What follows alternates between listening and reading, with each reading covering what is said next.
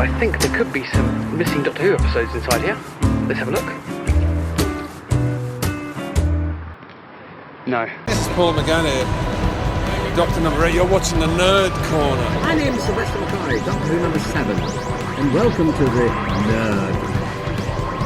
And you intelligent people, you are listening to the Nerd Corner. Doctor Who show, but probably not quite the one you were expecting. Hello, and welcome to another episode of Blue Peter. Today we're going to be sharing some artwork. So today we're going to be doing some artwork. Do the voice!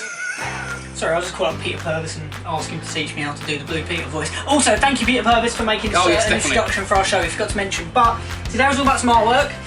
If you have any artwork you want us to show on the show, please send us an email, nerdycorner1@gmail.com, and we'd love to see your stuff. Yeah, I'll put the email in the description below as well if you also want it as well. Yeah. Just copy and paste it, feel free.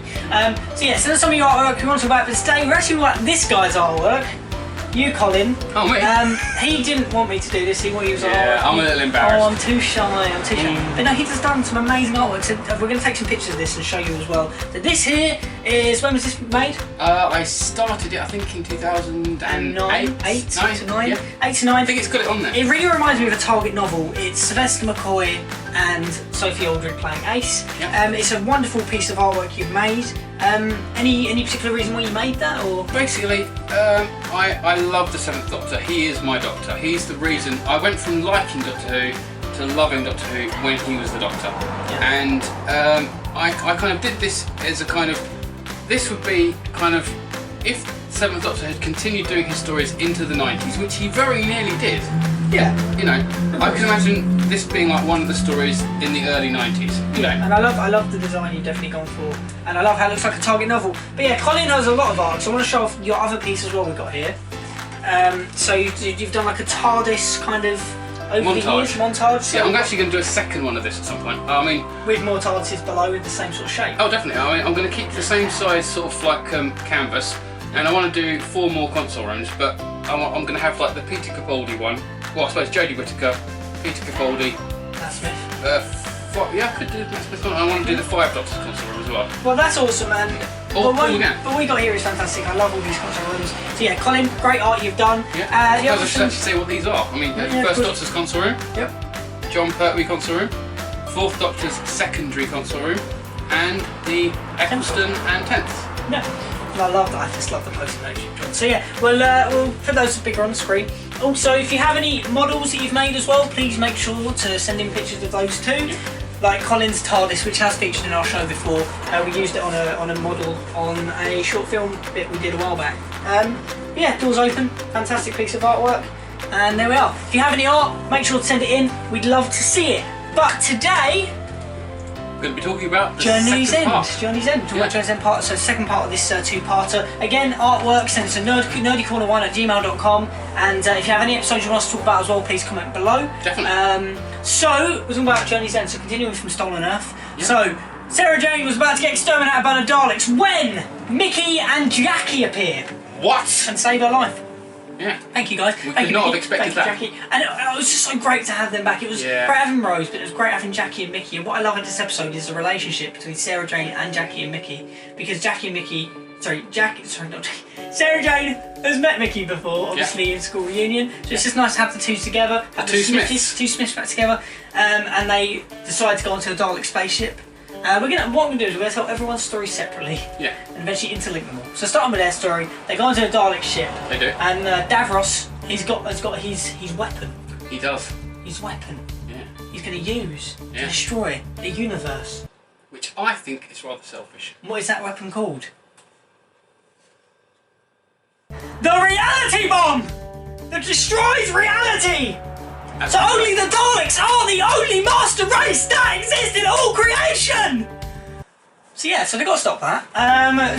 Because it spoils it for everybody. They do a little test on it. Jackie nearly barely escapes it. And then they run into Captain Jack. Mickey and Captain Cheesecake. This great moment, I love it. But anyway, so now we're at Captain Jack. We're now going to track backwards. Because where did Captain Jack come from? Because last time we saw Captain Jack, he was in the TARDIS with Rose and Donna, and the Doctor was regenerating. Who plays the next Doctor after David Tennant? It's David Tennant. Who's that? David Tennant. New upcoming Never heard of actor, puts his regeneration energy into the hand.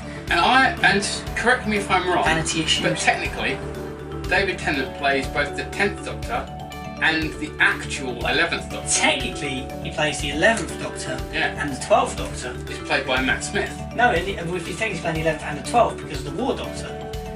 Yeah. Moffat, what have you done? Yeah. But we don't mind, because it's great, it's great having Numbers back. in the Doctor Just Who don't universe. get the numbers, just enjoy the actors. So, David Tennant is a Doctor again. They end up being abducted by the Dalek I mean, what are the spaceship. chances of, you go for a job interview, you get the job, Yeah. you decide to leave the job, and then you go for an interview for the job that you left, and then you get the job of the person who you was before, and leaving the job and getting the job of the person you had the job I before. don't think that's how it works, but it's in good my to have- mind is how it works. So they abducted the crew of the TARDIS. The TARDIS crew got abducted by the Dalek Crucible. Captain Jack gets exterminated within seconds, and Rose doesn't know, but obviously that he has. Yeah, because she's unaware of the fact that when she said, I bring life, And then I love how the Doctor's like, I don't worry about it, it'll be fine. it'll be fine. Which then brings us back to where we were. Where were we? Captain Jack meets Mickey. Oh. Okay, so we're back to this moment.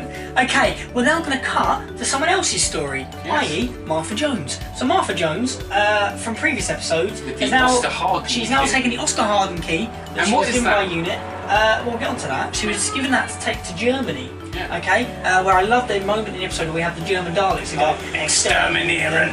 Which in fact isn't even real German, but Yeah. I love it anyway. I'm pretty sure that was that in that episode? Yeah, no, it was. But either way, I like that bit. It's really great. It's very, like, if the Yeah. 60s movies were made in the 2000s. What I love about these two episodes is the way that they interlink so well. I Yeah. did forget where they end and start because it is a great. Well, you have to watch them together. You have to. It It's is one fantastic. story, really. So Martha takes the Oscar Harden key, and then we cut back to the Dalek Crucible where the Yeah. Doctor and Rose are in Davros's basement getting played around with, and and David Tennant says that brilliant line, you're not in charge of the Daleks. If you were in charge, you'd be up at the top of the ship, but they keep you in the basement like a pet. So yeah, Davros gets annoyed at that. But either way, at the same time, Sarah Jane Smith has got a Heart of the Dying Star necklace thingy, and then Martha uses the Oscar Harden key, which technically will blow up the Earth, which will then stop. It will just basically destroy the Earth, which is great. So they've all got the different ways. Davros teleports them all to the ship and to the Crucible, so none of them get to use it. Exactly. He has a little bit of a laugh about it. Either way, we've missed out a part. We have. There's so much in this episode. So Donna, she doesn't even make it out of the TARDIS onto the Crucible. She doesn't. She ends up getting burnt up. Doesn't in the TARDIS doors slam and leave her Yeah. in sight? Yeah. So, it does. yeah, basically, the TARDIS was destroyed. Tell me, Doctor, how do you feel? Anger, sorrow, despair. Love that line. Love that line. So Donna's being burnt up in That'd the be brilliant ship. in a card, wouldn't And it? in that moment, the Doctor's hand with the Yes, the hand with that, the excess regeneration energy, that gets blasted out of Donna, isn't it? and it gets turned like out the hand into Yeah. Donna, and then gets turned into Another Doctor. who is a Doctor Donna hybrid. But As he the isn't Oods had said. But he's not entirely Time Lord, he's No, partially part Time human. Lord, so he's only got the one heart. And one heart, how do you people cope?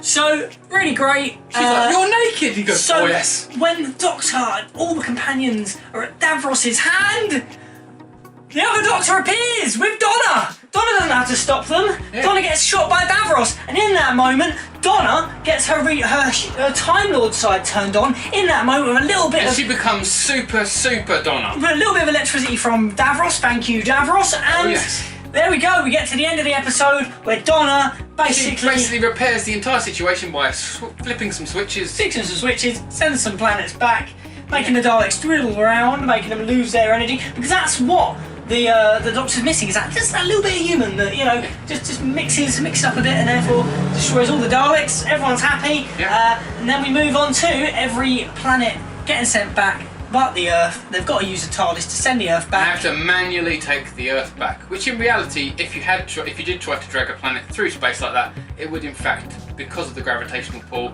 rip the planet apart. But That's what would happen in reality. But Martha looks into camera, they take the Earth back, and it is a great moment. I absolutely love them all working together, though. I quite like when she looks into the camera. Do you? Because it kind of makes you think, oh. Oh, bless you. Oh. But either way, it's a great scene, and the Earth is returned. And that is the end. Out of 10, go. I like this 10 out of 10. episode. I like this episode. 10 out of 10. Not as much as the previous episode. 10 out of 10. I'm going to give it an 8 out of 10. And I give it a 10 out of 10, so that's a 9 out of 10. Yeah. So thank you for watching. Again, any episodes you want to talk about, please comment below. Don't forget to send us in your artwork. Yeah, and we'll see you in the future. Or maybe the past.